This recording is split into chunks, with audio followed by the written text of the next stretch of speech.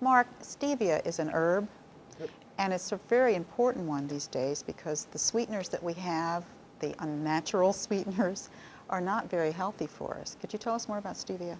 Stevia is a plant indigenous to South America in the area of Paraguay and parts of Brazil, used by the local Guarani Indians as a sweetening agent. Okay. They have a local name that means sweet leaf, so whenever you've got a plant whose local indigenous name gives a clue as to its medicinal use or one of its properties, which is very typical, then you've got some ethnobotanical documentation of its probable utility or benefit somehow. So it's got a history of ethnobotany, although this is a non-literate culture, so we don't know how far back it goes. We don't know how many hundreds or thousands of years they've been using it. The Latin name is Stevia rebaudiana, and that's named for a gentleman. Rabaud was named for a man who actually was one of the first people to describe the plant. The plant's interest today, and for the last 30 or 40 years, is that it has a very high sweetening capacity. Stevia leaf is about 50 times sweeter than sugar, maybe more, and the compounds in stevia can be up to 300 or 400 times more sweet than sucrose, table sugar. So the individual compounds in the leaf that give it its sweetening activity or flavor are highly concentrated sweetening agents with no caloric value whatsoever. So the nice thing about stevia is that you can flavor coffee or tea or drinks or cook with it without adding calories. Now, in today's society, where obesity is considered by public health officials at epidemic levels, and the problems that associate with obesity, like diabetes and metabolic syndrome and other problems, cardiovascular disease, we need to find ways to sweeten and flavor our foods and at the same time reduce caloric intake, obviously, especially with children and all the high-calorie sweet drinks they're consuming. I mean, Plus, like the alternatives are chemical sweeteners, which have side effects. the alternatives are usually synthetic chemical sweeteners in most cases, and a lot of people are concerned about them for their safety. And the thing about stevia is that repeatedly the data show that stevia is safe. As a matter of fact, just this last June of 2008, the Joint Expert Committee for Food Additives, a special expert committee of the World Health Organization and United Nations, after a 3-year review of all the chemistry, toxicology, pharmacology, and clinical trials on stevia, have concluded that stevia, especially the extracts that are standardized at a certain level of these particular glycosides in stevia, the sweetening agents, are safe for human consumption at a rate of, or a level of 4 milligrams per kilogram of body weight. So what they're saying is that this stuff is safe to use as a food sweetener, as a food additive. Based on that, Australia has already approved just recently a stevia as a food additive in Australia.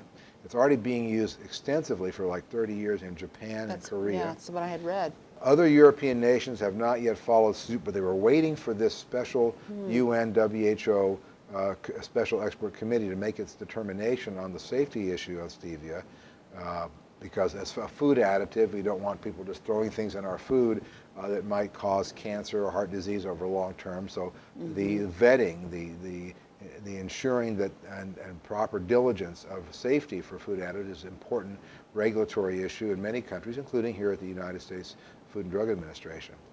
Here in the United States, one company, a company called Wisdom Natural Brands, owned by a gentleman named Jim May, who first introduced stevia in the United States in 1982. I believe he's the first person that I'm aware of that brought it in the U.S. They've already been selling stevia in the last few months now as a food additive because they have self-affirmed the safety of stevia as a food.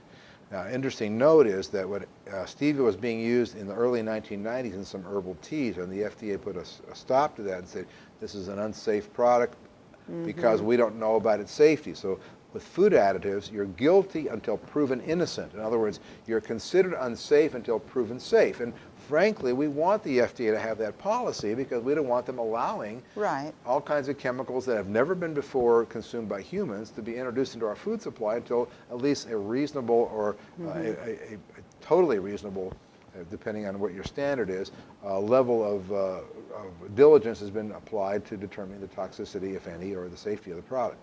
So the FDA said this stuff is unsafe until we prove it's safe, until you prove it's safe, industry. So we're putting an import alert on it. You can't bring stevia in the United States as of May of 1991. Well, in October 1994, Congress passed the Dietary Supplement Health and Education Act, or as we call it, DSHEA. And one of the key provisions of DSHEA is that dietary supplements are not, quote, food additives. And they're not drugs, but they're not food additives. They don't have to be, in other words, pre-approved for safety before they're sold as a dietary supplement. So a company called Sunrider, which is a multi-level marketing company, in 1995, just shortly after Congress and President Clinton signed this bill into law in 1994, Sunrider petitioned the FDA and said, okay, well, if we bring stevia in the country as a dietary supplement, not as a food additive, since the law says that herbs are not dietary supplements, can we bring it in and sell it?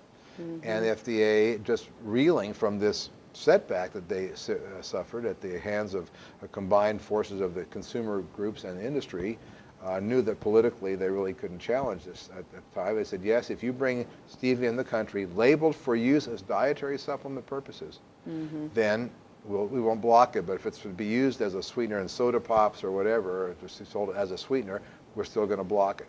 So since 1995, stevia has been sold in the U.S.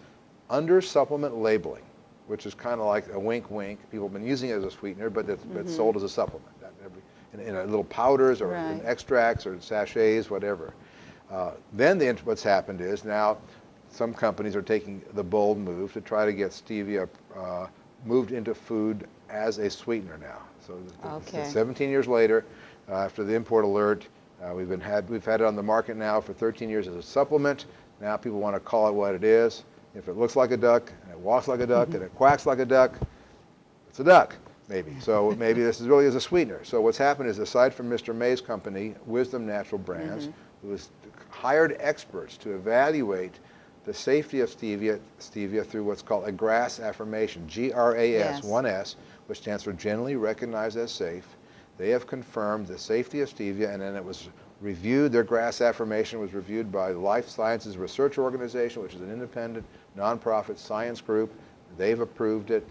And then Coca-Cola, in the most high profile. That's very interesting. Coca-Cola and Cargill have done a joint venture, and they have their own stevia on the market that they have done clinical studies and animal studies on, and they have shown that it's safe, and they're self-affirming it, and they've notified the FDA, and as of this date right now, the FDA has not yet written a letter of objection or acceptance, but what's happening is Coca-Cola is now, Cargill is starting to market their Truvia in stores in sachets where you pour it out like a packet of sugar. So they're marketing this because they said, we've done our diligence and we believe we know this is safe. Pepsi-Cola is involved with this now also, and they have a deal going on with Merisant, which is a company that makes aspartame. They bought aspartame from Monsanto. So the aspartame people have gone into a joint venture with Pepsi to do their own stevia extract, and yet another big company is going to be doing it. Well, that's good. The good news is some major agricultural and food-based companies in the United States, multi-billion-dollar companies, are putting money into stevia, putting money into science confirming the safety of stevia. The end result will be that the consumer in the United States, presumably within the next few months, next few years, are going to be able to have access to sweeteners and products sweetened with stevia, which is high sweetened, no calorie, and that could probably have nothing but a good effect on public health from a caloric obesity perspective.